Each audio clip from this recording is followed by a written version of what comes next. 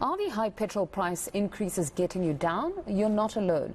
Petrol station owners are also feeling the pinch and are facing fuel supply and retail challenges as they try and balance erroneous legislative and industry standards with declining volumes and profits.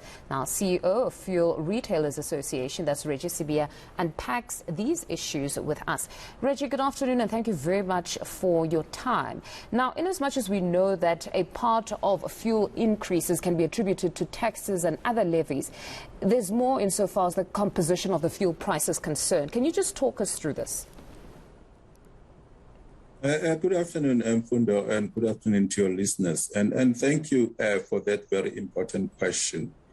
Mfundo, firstly, let me just put things into perspective.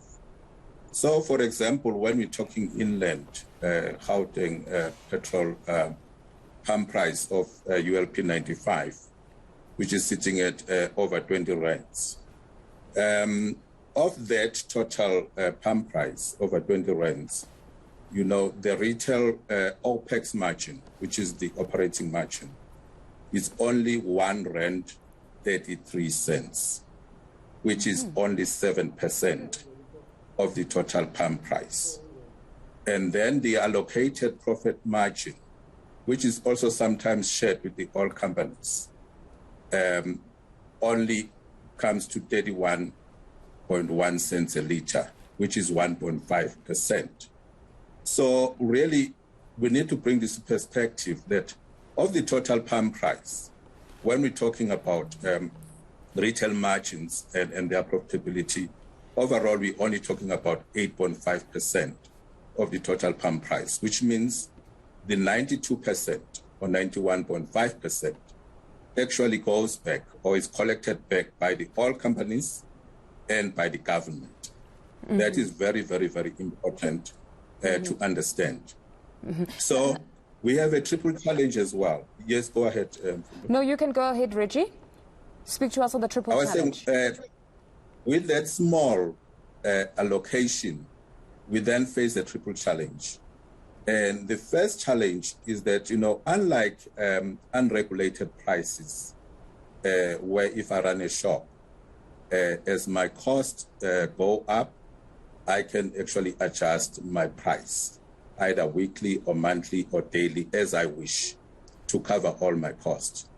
With the regulated prices, it's only the Minister of Minerals and Energy that can actually sign off these margins annually after thorough investigation. So that is the first crisis that we have.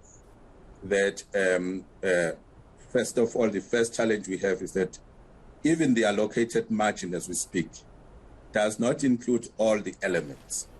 Why is that? It's because the last investigation of proper expenses on the ground was only done by the DMRE prior to 2010. So as we speak, after 2010, a lot of other costs came into the merchant base. I'm talking here of things like your credit card costs. Also, the insurance cost went up. The cash handling fees went up. And of late, the COVID-19 costs just shoot the roof. And all of those costs were not included in that base prior to 2010. It means then we are having a major under-recovery as we speak, even on the small portion of margin that we get.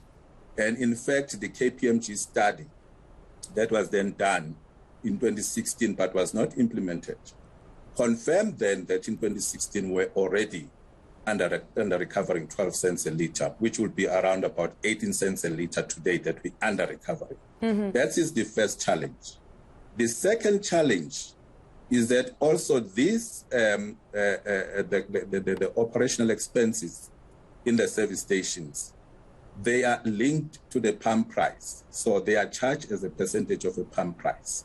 Reggie, so as you outline some of these, pardon me for interjecting, but as you outline some of these challenges, I wonder that the call by AA then to review how fuel costs are calculated, to perhaps incorporate other levies, might possibly at this point be legitimate. I mean, we also saw that error, which in itself could very well be a catalyst to say, no, let's finally audit the processes for calculations of fuel prices. Wouldn't you say it's warranted at this point?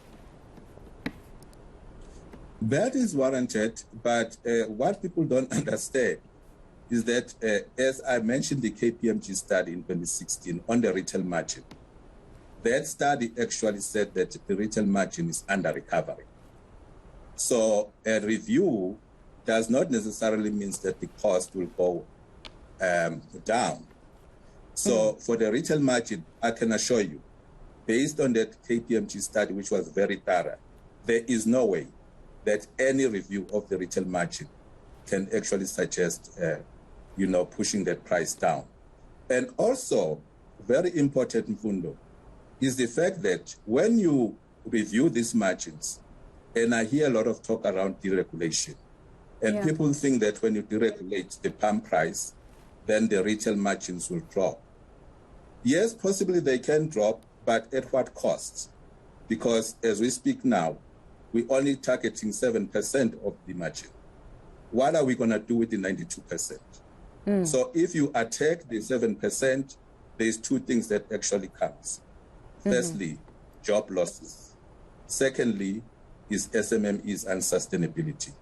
So the review of margins actually needs to also take into account the fact that if you look at matured and long deregulated markets like the US, Denmark, and all of those areas, you will find that actually deregulation did not, result in the prices going down. Correct. They are struggling right now. They also are seeing record high prices. Just in closing, we've unfortunately run out of time. The OPEC countries, the decision by the OPEC countries to not ramp up production of crude oil, what do you make of that? Because clearly, this is disadvantaging the whole society, because demand has in fact increased to pre-pandemic levels. We're all up and about and utilizing petrol. Absolutely. Unfortunately, then, as a net importer, we will always be affected by the global price movements and the geopolitical environment. And as we know that, with COVID-19 pandemic, production decreased significantly, in many countries. And also, you'll also imagine that, when it even goes up, that it will firstly be the OPEC countries that will actually get priority. So all the net importers, including US, including us, will always be at the end of the stick. I was just listening to President Biden last week, where he was actually trying to use the strategic reserves to try, and bring some relief to the motorists. So we are in the hands of OPEC, unfortunately, as the net importers of fuel. That is just a reality and it's a fact. No, Reggie, thank you very much for your time. A very interesting subject. I wish we could speak some more, but unfortunately, it is what it is. CEO of Fuel Retailers Association, Reggie Sibiya, talking on the costs of fuel currently.